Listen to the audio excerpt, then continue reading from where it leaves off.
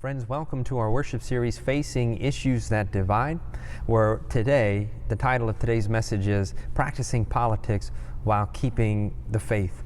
And in order to illustrate this point a little bit, I'm preaching today from a historic landmark here in Canton, Ohio. This is the McKinley family pew right here at Crossroads United Methodist Church, as William McKinley was a member of this church all the way up until the day that he died in 1901 and remained a trustee up until that point. And there's even 4 windows right over here on our west wall that kind of illustrate different points of William McKinley's life that were donated by his wife as a result of his assassination as president. And each of them portray a biblical figure with how the man lived his life. Right? And there's some truth to that, and there's probably also a little bit of myth and legend, as we know that William McKinley has a very mixed legacy as president, some good, some bad, just like all of us. But the truth is that perhaps there is no better place than right here that we could illustrate the point that we're not just kind of religious beings, we're not just political beings, but we're obviously an intersection of both. And how the Bible and our Christian ethic and what Jesus teaches us causes us to live and act certain ways in the world. And that's not mutually exclusive of our politics. And so maybe a sermon series called Facing Issues That Divide, where we're going to talk about politics and religion kind of in the same space, can make you uneasy because your moms, and like my mom told you, don't talk about religion and politics. And here the pastor goes talking about both in the same message. But hopefully to put your mind at ease, you know, I'm not here and our church is not here to tell you what to think or how to think. As we know that we live in very divided times, and there are good, Christ-loving people on both sides of a range of different issues. And while I think that God certainly does care about many issues that are out there, I think we'd find that a lot of folks who already rally and agree around a lot of those. And where we don't agree on those things, or what we're going to talk a little about in some of these series coming up. And the first thing that we're kind of going to address is the fact that today, and you know this, perhaps more than any time in our history since the Civil War, many polls would show that we just seem to be a more divided country than ever. Not only is it hard to get things done for our elected officials, where they just keep reaching gridlock on what's seemingly very important and issues that we used to reach compromise on, but we think the worst about one another, perhaps more than we have in a very long time. A recent Pew poll taken in late 2019 shows that over 55% of Republicans say that Democrats are highly immoral people. If you're a Democrat out there and you hear that and you say, well, I'm certainly not immoral, nor would I think, nor do my Republican friends think that I'm immoral, but many people hold these kind of generalized stereotypes of one another. Likewise, 75% of Democrats would say that Republicans are absolutely all closed-minded. Another absolute kind of statement. And if you're a Republican sitting out there, you're probably thinking, well, no, I'm not like that at all. I'm open-minded on a great many issues. I wish someone would have talked to me about this or gotten to know me before they jump to some hasty generalization about ourselves. Statistics show that both parties, even Republicans and Democrats, say that members of their opposing party do not even hold other values outside of politics in common with one another, that they're just two completely different people. Same poll also shows that 73% of Republicans and Democrats say that we can't even agree on the most basic of facts. So how do we even begin to have a conversation, many people say, when we don't even have an agreement of what the facts or what the truth actually is? And in our house, Erin, my wife, and I often get into disagreements about some very basic facts. One of the most common ones in our house, basic fact that we get in a disagreement about, is how often I do the dishes. I think I do a pretty good job, 3-4 times a week and this and that, but I always am reminded that every time I do the dishes, with little comments and stuff here and there, just says, well, do you want a cookie for doing that once a month, every 2 months? And okay, well, I'm sure that there's some middle ground to be had there. It's probably not 3-4 times a week, but I don't think it's once every 2 months either. We've never stopped to take the tally, but the truth is, and I know that that's a very surface level kind of petty thing, but it often, but Aaron and I disagree about a great many things, everything down to important issues on how we want to raise our kids, or to big monetary decisions we kind of want to make for our families. But the truth is, in almost our 20 years together, the truth is that even though we often disagree about many things, one of the things that we've been blessed with in our marriage to date is that we've always sought to find a compromise with one another because we love one another very, very much, and that even in spite of our disagreements, that we were going to work hard to find some kind of a compromise to do what is best for both us and our kids and our family. That we weren't going to seek the destruction. It wasn't about me winning, and it wasn't about her winning, although it's certainly more than 2 or 3 times every couple months. It's certainly more than that, but I digress. Another thing I've really gotten into lately, and I know I'm really late on this for those of you who've already seen it, is Michael Jordan's Last Dance, with the Netflix and ESPN documentary that kind of highlight the 1997-1998 title run for the Chicago Bulls.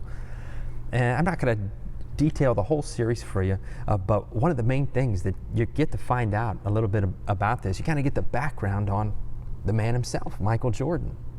And when you watch this series, you get to realize that there was probably no one else like him in a competitive sense. The man just had to win. There was no other option for him. He wasn't just going to win, that he was going to bury each and every one of his opponents, no matter what it was, if it was on the court or off the court. And the truth is, it's what many of us loved about him. We loved watching that greatness of someone just achieving that level of success, and it was just fun to watch, that kind of swagger. But there's one point in the interview where he's just talking about his competitive nature. And he just keeps saying, it is who I am. And if you want to play the game that way, that's how I was going to play the game. If you don't want to play the game that way. And he kind of stops. He begins to break down a little bit, and he starts to seemingly reflect on just how maybe his actions might have impacted those around him beyond just winning those championships. And then that killer-like instinct, though it led to NBA championships and MVP titles and All-Star MVP titles and dunk contest titles, right? It also may have had some other consequences, and only Michael knows, and how much of that he regrets and how much of that he goes going forward. But the truth is, our politics today are a little bit more like Michael Jordan than they had been in the past, where both sides seem to be seeking to destroy one another. And that C word, compromise, just seems to be thrown out the window. So if you were to ask me, why are our politics and our issues in these discussions so divided, it's probably, I don't have any answers beyond what the experts, or perhaps what even you would say, that these extreme voices on social media, it's just what these algorithms pick up.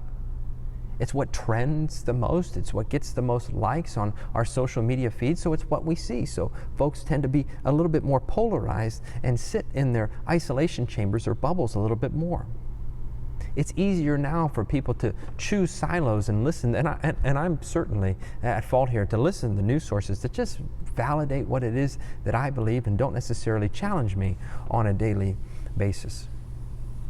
Where we used to have less options for TV and news cycles, now it makes it easier for folks to go to, if you're a Democrat, maybe you listen to this. If you're a Republican, you might watch this TV show, or you might listen to this radio show. So it makes it easier for us to kind of stay apart and intentionally choose just to listen to those voices that I agree with most of the time. And not only do the most extreme voices tend to get elevated as a result of social media, it's also what seems to make the most money. And so news sources have kind of picked up on this new capitalistic concept of capitalizing on people's fear and capitalizing on the most extreme voices, because it's what sells the most revenue and ads, and it's what's shown that make the most money for a lot of these news sources. And that when we pit people against one another, it makes great media and news coverage. But the problem is, for us as Christians, it's not necessarily how our scriptures show that our relationship with others should be.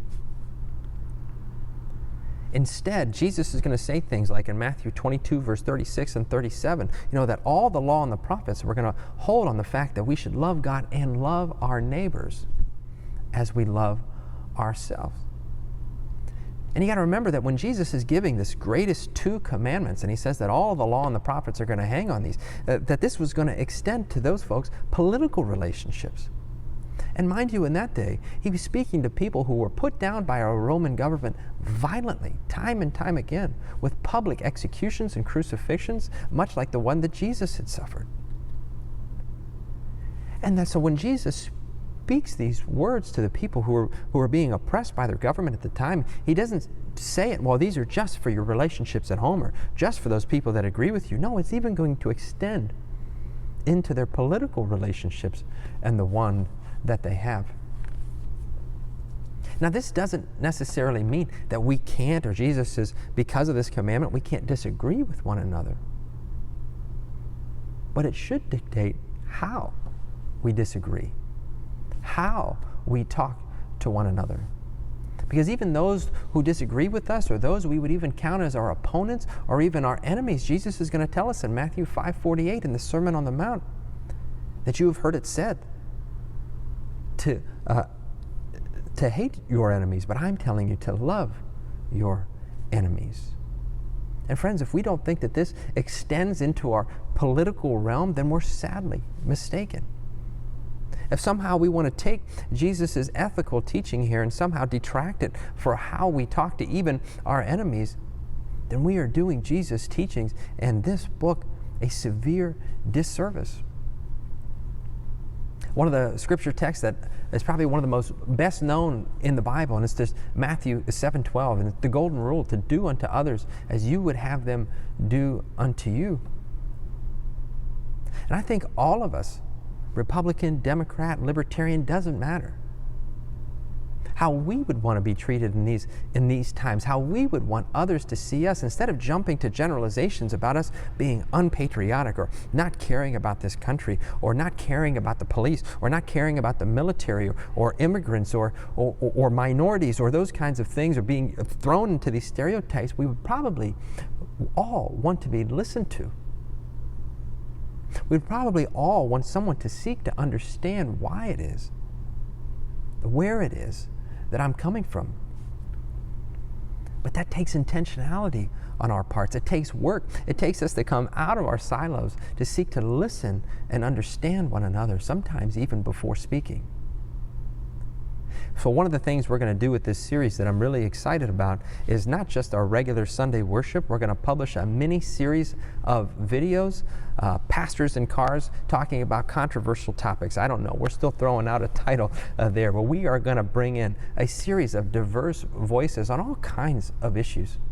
Issues like race relations in the United States, issues like immigrants in the Bible and immigration in the United States. We're going to talk about health care and poverty. We're going to talk to some of our local government officials here in Canton, Ohio, and see how it is that their faith influences what they do, and where can we find compromise and seek ways to tear down walls and things that divide us, and where can we find ways to walk together with one another in love. Because one of the things Jesus talks about, and it can be overlooked in that golden rule to treat others as you would be treated, is that was a pretty common known saying at the time, except it was phrased a little bit differently. Most people in Jesus' day would have known that saying to go, do not do to others as you would not want done to you. It was phrased in a kind of negative sense. And in classic Jesus terms, he's going to take that and change it and make it into a positive statement, that we should do unto others as we would have them do for us. And what I think that means is that we should not just go about avoiding doing things that we know would hurt somebody else, but that we should actively seek and work for the betterment of others. Be intentional about our words, to be intentional about our listening, to be intentional about our acting in our society. Another way Jesus is going to tell this story in Luke's version of the gospel about loving our neighbors as ourselves and to love God, he's going to tell this parable of the Good Samaritan. About how two people just passed the man who needed help right there on the road, and another man, despite the risks and peril of his own life, are going to pick this guy up, and despite his own pocketbook, is going to take care of him and make sure that he was taken care of, and that he was going to place mercy above ideology. He was going to place love above what it is that folks believed. And this does not require the immediate or absolute destruction or even quick little sayings that we can do to put others down right there in the moment. Does not require the absolute defeat of our enemies. Politics is not that game. Or at least Jesus shows us our relationships are not to be lived in that way. Jesus shows us a different way to walk with others. And so one thing I want to invite you to do is add this memory verse to you. We're going to look at Ephesians 4:29, and I'm going to invite you just to write this down, put it on a scrap of paper, put it up on the mirror where you brush your teeth, put it where you take a shower, put it in your car, put it on your refrigerator, wherever you're going to see this. Ephesians 4:29. And maybe this is something we can take with us as we enter these topics of this series and we enter this really divisive election season that we know is coming. Ephesians 4:29 just reads this way. It says, "Let no evil talk come out of your mouth, but only what is useful for building up as there is need, so that your words may give grace to those who hear." And friends, I just want to close with 3 quick points. And that I know that all of this is easier said than done. And that all of these issues that we're going to talk about in the coming weeks, and all the issues that are soon about to flood our television sets and computer screens, are very complicated issues to which neither side has all of the answers. But it starts with us. It starts with you, and it starts with me. About taking the ethic of Jesus, taking the Sermon on the Mount, taking the Golden Rule, and taking Jesus' greatest commandment that all the law and the prophets hear, and taking it seriously and being intentional and making that a positive statement, to live intentionally, to choose our words, to choose our actions, to seek to listen, to understand. It starts with us. Number 2, where can I seek to listen? Where can I seek to understand? Being intentional about listening and understanding, even to those voices that I think are just absolutely nonsense and wrong. Where can I seek to listen and understand just a little bit better? Lastly, where can I seek to build up? Where can I seek to use my actions and my words to build up those around me? So as Paul writes in Ephesians, that they may give grace to all those who hear. Friends, it's going to be really easy to choose the path that leads to division in the coming months. But it's going to take intention on your part and my part to walk the path that Jesus shows, which may not be the path to agreement, but it is the path to love, of intentionally choosing to listen, seek to understand before being understood. Friends, I hope that in the coming days that verse becomes an inspiration to you, and that we seek as Christians to find ways to tear down the walls that divide us, and find ways that in these divided times that we can walk together in love. In the name of Jesus Christ, friends, amen, and have a great week.